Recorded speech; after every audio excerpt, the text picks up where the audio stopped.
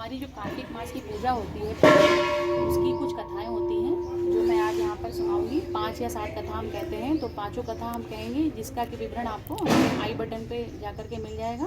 तो ये पांचों कथाएं हम कहने जा रहे हैं। तो देखिए, आज हम कार्तिक मास की जो कथाएं कही जाती हैं तुलसी पूजन में वो हम आपको सुना रहे हैं। और हम लोग उन्नाव के हैं बेसिकली, तो हम अपनी लोकल लैंग्वेज में ये कथाएं कहेंगे, आपको बहुत अच्छी लगेगी सुनने में। सबसे पहले कथा जो हम कहने जा रहे हैं वो एक है चिड़िया और चिरौटा की, जो हम लोगों को बहुत ही पसंद है। सब लोग बहुत एंजॉय करते हैं इस कथा को। तो एक चिड़ैया चिरौटा रहे, चिड़ैया को पूजा पाठ करती रहे, चिरौटा पूजा पाठ ना करत रहा है। तो चिड़ैया कहें कि पूजा पाठ किया करो चिरौटा से। तो ये कहें कि हम पूजा पाठ ना कर पे खाएंगे पिएंगे मोटले हो जाएंगे, गंगा नहाएंगे तो सूख सूख मर जाएंगे। तो सुबह से उठ के अपना को खा पी लेते थे और चिड़ैया को पूजा पाठ करती थी। तो जब चिड़ैया का अगला जन्म हुआ तो वही जो है राजकुमारी बनी। राजकुमारी बनी और बैलगाड़ी में एक दिन चली जाती रहे, उनका विवाह हुआ राजकुमार के साथ संपन्न हुआ।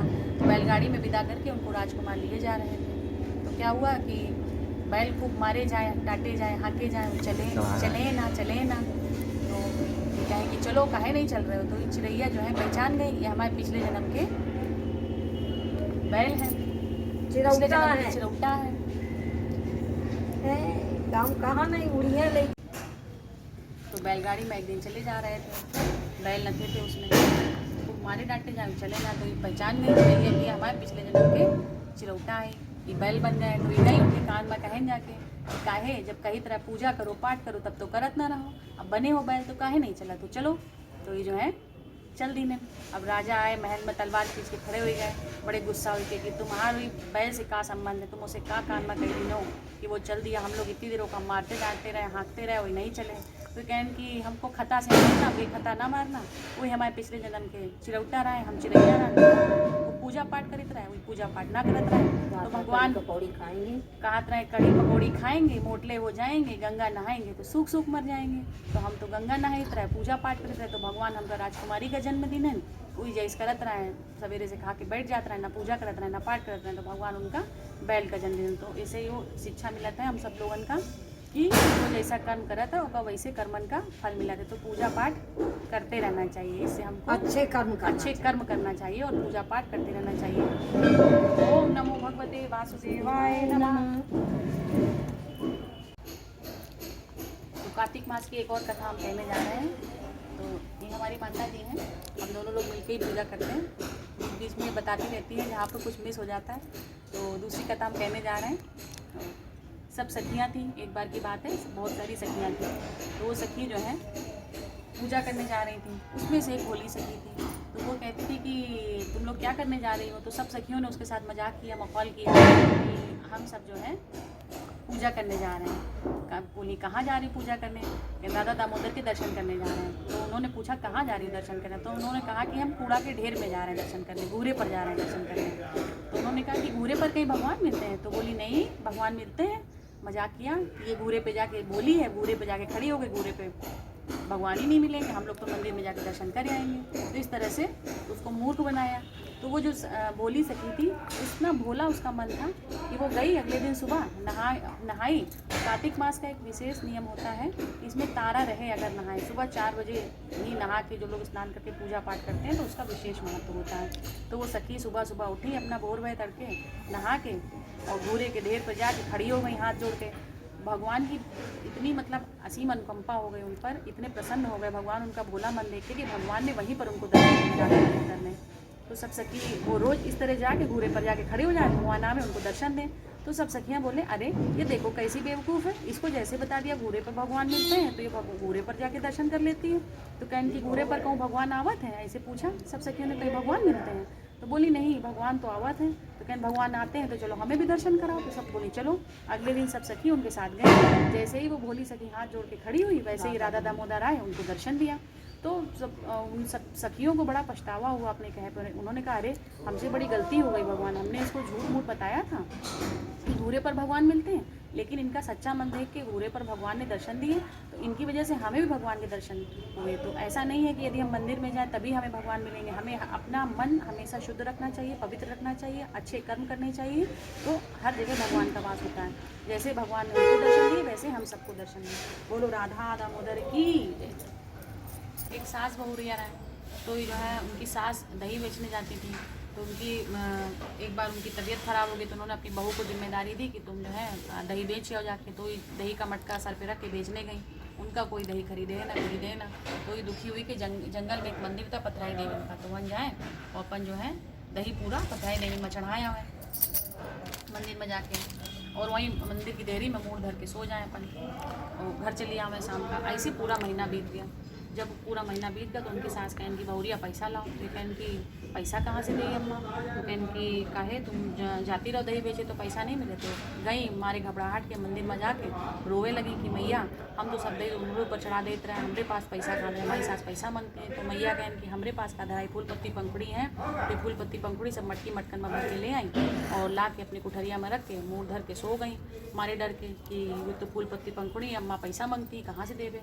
उनकी अम्मा कहन की बहुरिया पैसा, तो कहन की अम्मा कुठरिया में धरे हैं। तो अम्मा जब उनकी कुठरिया में गई, उनकी मटकी मटका खोली, देखे अम्मा हीरे मोती असरफी जवाहरात हुई गए, उसमें परिवर्तित हो गई थी, पूरी धन संपदा खूब हो गई। तो अम्मा कहने आज तक हम तो दही बेचे जाती रहे, तो हमका धन संपदा कमाई नहीं मिली, ये कैसे का करें। तो ये कहें तो का करो बहुरिया, तो ये कहन कि अम्मा हमारे दही बिकत ना रहे, तो हम तो सब दही पथराई देवी में चढ़ा देते रहे, जौन दिन मैया दिन। उनकी अम्मा के मन में लालच आ गई, गई सब दही बेची आवे और फिर पानी डाल के रावण जो बचत रहा माँ वो मैया के ऊपर चढ़ा दें। इस तरह से पूरे महीना बेच आई दही। उनकी बहुरिया क्या अम्मा पैसा, कहन की पैसा कहाँ, तो कहन की गई वही सही मैया के पास, अपन जो है नाटक डोंग शुरू करें। कहन की मैया हम तो सब दही तुम्हारे ऊपर चढ़ा देते रहे, हमारे पास पैसा ऐसा का, हमारे बहुरिया पैसा मांगा था। तो ये कहन की हमारे पास का रखा है फूल पत्ती पंखुड़ी नहीं, यही ले जाओ। तो मटकी मटकन में भर के फूल पत्ती पंखुड़ी सब ले आई और धर दी। तो उनकी बहुरिया कैसे अम्मा पैसा दो, तो कहन की पैसा कहाँ, कोठरिया में जाओ वहीं धरे हैं। तो जब गई तो देखे लो माँ सांप बीची खन खजूरा सब हुई गया, पूरा कीड़ा मकोड़ा हो गया। तो कहन की अम्मा उमा पैसा ऐसा तो नहीं, सांप बीची खन खजूरा लौट रहा है। तो कहन क्या करो, कहन जौन तुम करो तो उन्हें हम किया। तो ये सब पूरी बात जब उनकी बहुरिया ने जाना, तो ये कहन कि अरे अम्मा हमारे तो दही बिकत ना रहा, तो हम पूरा दही मैया के ऊपर चढ़ा देते रहे, तुम लालच वसा के ऐसा करो। तो जो जैसा करत है भगवानों का भाव समझत है, तुम ऐसा करो लालच बस, तो जैसा तुम करो वैसे तुमका कर्मन का फल दीनन भगवान। तो जो जैसा करत है भगवान होकर वैसी भक्ति समझाते हैं। जय तुलसाम का। तो आज हम कार्तिक मास की एक और कथा कहने जा रहे हैं। तो इसमें दो किरदार है, एक सास है एक बहू है। तो सास बहू जो है पूजा करती थी कार्तिक मास की, तो उनकी सास जो है बड़े विधि विधान से तुलसा मैया की पूजन करती थी। तो एक बार क्या हुआ कि सास को अपने मायके जैसे निमंत्रण आ गया, सास अपने मायके गई, तो अपनी बहू को जिम्मेदारी सौंप कर गई कि बहू हम जा रहे हैं, हमारे तुलसी जी के घेरे को खूब लीपना पोतना, अच्छे से पूजा पाठ करना।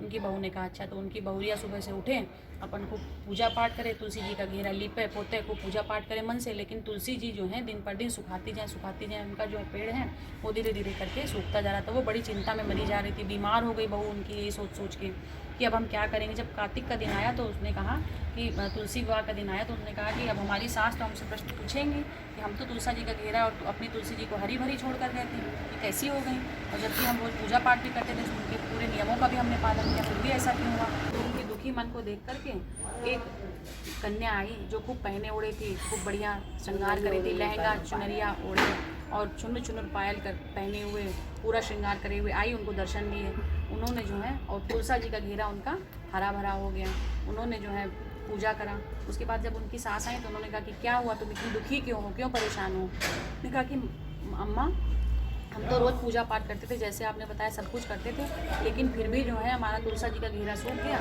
लेकिन एक कन्या आई थी, वो चुनर चुनर को पायल पहने थी और लहंगा चुनरिया ओढ़े थी।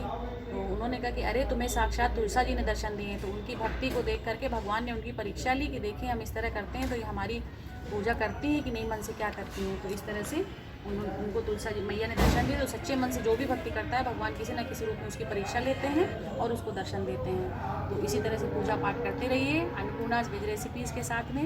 हमारे चैनल को सब्सक्राइब करिए और कथाओं को अभी हम और भी सुनाएंगे आपको कथाएं और पूजा की विधि बताएंगे। ये जो है माँ बेटी थी, सौतेली माँ थी। उनकी एक सौतेली बिटिया थी, तो सौतेली रानी थी उनके घर में। उनकी माँ ख़त्म हो गई थी तो राजा ने दूसरा विवाह कर लिया। तो वो अपनी सौतेली बिटिया से बहुत मतलब रुष्ट रहती थी, उसके प्रति बहुत ख़राब व्यवहार करती थी। सौतेली बेटी जो है वो खूब पूजा पाठ करे, खूब जो है तुलसा जी का हीरा लिपे पोते, खूब सुबह उठ के अपना पूरे कार्तिक मास की पूजा करती थी। तो भगवान उस पर बड़े प्रसन्न थे। तो हमारे जलन के बोली राजा से, कोई गरीब गुरबा देख के इनका विवाह तय करिए हो। तो राजा जी गए, कोई गरीब गुरबा देख के उनका विवाह तय करिए। तो वो क्या करती थी, जो फूल पत्ती पंखुड़ी चढ़ाई जाती ये सब मटकी मटका में करके रख लेती थी। बोलती थी कि जब इसका विवाह होगा तो इसको यही हम देंगे, हमारी गुस्सा की।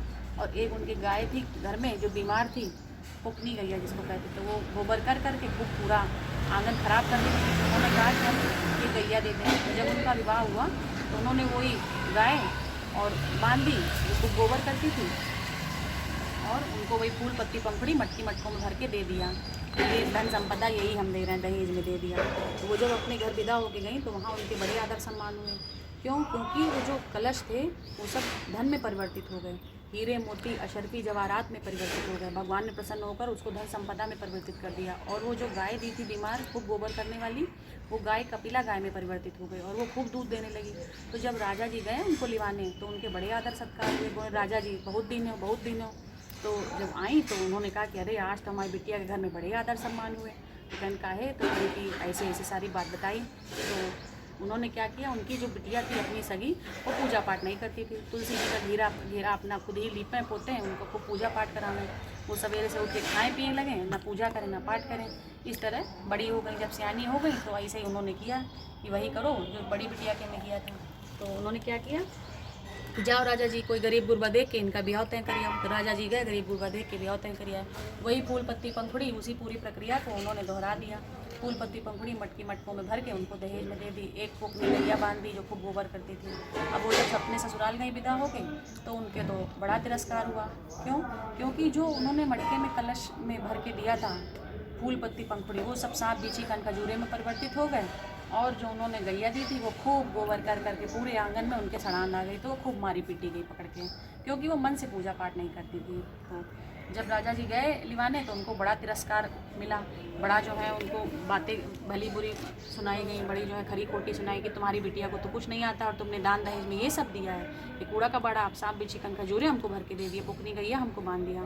तो बहुत गुस्सा हो गया। तो जब आए तो कहन की क्या हुआ, तो बड़े राजा ने कहा हमारा तो बड़ा जो है तिरस्कार हुआ है। कहन की तो उन्होंने अपनी बड़ी बेटी को बुलाया, बोली कि जो तुमने किया वही हमने छोटी बेटी की शादी में किया, हमारे साथ ऐसा क्यों हुआ। तो उन्होंने कहा अम्मा पूजा जो है मन से होती है, पूजा मार मार के किसी को पूजा कराओ तो पूजा नहीं होती। हम पूजा पाठ मन से करीत रहे तो भगवान हमका वैसा फल दीने, और तुम जो है मार मार के उनका पूजा पाठ करती रहो।